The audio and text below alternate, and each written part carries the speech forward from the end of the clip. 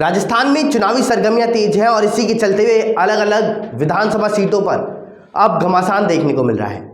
राजस्थान में हवा महल विधानसभा सीट से, वहीं विद्याधर नगर विधानसभा सीट से, तो सांगनेर विधानसभा सीट से, यह तीनों विधानसभा सीट इस बार मुख्य मानी जा रही हैं। क्यों मानी जा रही हैं, इसकी वजह हम आप सभी को बताएंगे, लेकिन अभी इन सीटों पर हाल फिलहाल स्थिति क्या कुछ बनी हुई है उससे आप सभी को रूबरू कराते हैं। तो सबसे पहले बात करें अगर हम विद्याधर नगर विधानसभा सीट की, तो विद्याधर नगर विधानसभा सीट पर नितिन गडकरी दिया कुमारी के पक्ष में मैदान में होते हुए नजर आए हैं। रोड शो किया गया। रोड शो करने के साथ ही कांग्रेस के ऊपर जमकर के हमला किया गया। नितिन गडकरी गुरुवार को विद्याधर नगर विधानसभा में भाजपा प्रत्याशी दिया कुमारी के समर्थन में रोड शो करने के लिए पहुंचे थे। इस रोड शो में अगर हम बात करें तो विद्याधर नगर के पार्षद, भाजपा कार्यकर्ता के साथ साथ आम लोग भी शामिल थे।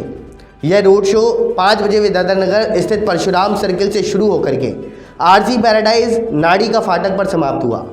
रोड शो के बाद में नितिन गडकरी ने विद्याधर नगर विधानसभा में जनसभा को भी संबोधित किया।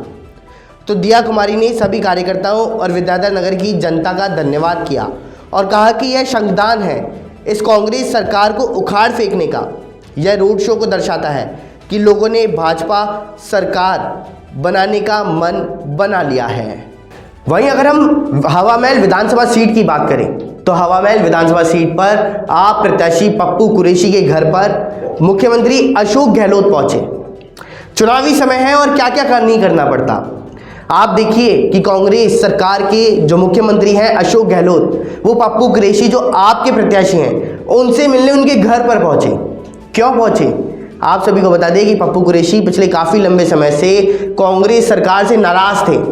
वहीं हवा महल विधानसभा सीट पर जो मंत्री थे महेश जोशी, उनसे भी उनका कहीं ना कहीं आपसी अनबन सामने होता हुआ नजर आया था। कुरैशी पिछले काफ़ी लंबे समय से कांग्रेस से नाराज चल रहे थे और क्षेत्रीय मुद्दों को लेकर के लगातार हमलावर थे। क्षेत्रीय विधायक और मंत्री महेश जोशी से कुरैशी की अनबन थी और इसी विरोध के चलते हुए कुछ दिन पहले पप्पू कुरैशी ने आम आदमी पार्टी का दामन थामा था। आपने कुरैशी को हवा महल से टिकट भी दिया था और कुरैशी के चुनावी मैदान में उतरने से सीट पर कांग्रेस को कमज़ोर माना जा रहा था, जिसे देखते हुए मुख्यमंत्री गहलोत खुद कुरैशी के घर पहुंचे और कुरैशी के ऑफिस पहुंच करके समझाइश की। पप्पू कुरैशी के एक प्रतिनिधिमंडल ने मुख्यमंत्री के साथ में वार्ता भी की है और क्षेत्र के मुद्दों पर चर्चा भी की। इसके बाद 10 मिनट बाद ही पप्पू कुरैशी ने कांग्रेस को समर्थन दे दिया और मुख्यमंत्री ने कहा यह चुनाव का पहला मांग पत्र है। अगली सीट अगर हम सांगनेर की बात करें तो सांगनेर विधानसभा क्षेत्र से इस बार अशोक लाहौटी का पत्ता काट करके भजनलाल शर्मा को टिकट दिया गया। भजनलाल शर्मा लगातार अब कांग्रेस के ऊपर हमलावर हो रहे हैं। वह राजस्थान की जनता में अपना वर्चस्व कायम तो रखते ही हैं, लेकिन इसी के साथ में उन्होंने इस बार जो बीसलपुर पानी की पाइपलाइन है उसको लेकर के कांग्रेस सरकार को जम करके घेरा है। वह पानी की समस्या को लेकर के सांगनेर में लगातार आगे बढ़ रहे हैं और इसी के साथ में उन्होंने कहा कि बीसलपुर की पाइपलाइन जो है वो यहीं से गुजरती है, लेकिन उसके बावजूद भी सांगनेर की जनता पानी से वंचित है बीसलपुर के। आखिर ऐसा क्यों? सांगनेर विधानसभा क्षेत्र से भाजपा प्रत्याशी भजनलाल शर्मा ने मॉर्निंग वॉक करने वाले लोगों से मिलकर के जनसंपर्क कार्यक्रम की शुरुआत करी। भजनलाल ने जनसंपर्क के दौरान लोगों से कहा कि वह विश्वास दिला रहे हैं कि भाजपा की सरकार आएगी तो निश्चित रूप से सांगनेर का विकास होगा और तेजी के साथ में होगा। इसके साथ ही कांग्रेस के शासन में रुके हुए सभी विकास के कार्य फिर से दोबारा तेज गति से शुरू किए जाएंगे।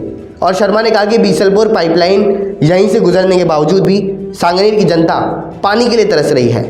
इन सभी समस्याओं को भाजपा की सरकार बनते ही दूर कर दिया जाएगा। अब देखने की बात है कि ये चुनावी वादे ही रहते हैं या फिर जीतने के बाद में यह सब इस पर अमल करते हुए नजर आएंगे। तो हाल फिलहाल इस रिपोर्ट में इतना ही। बने रहिए न्यूज़ 19 के साथ। नमस्कार।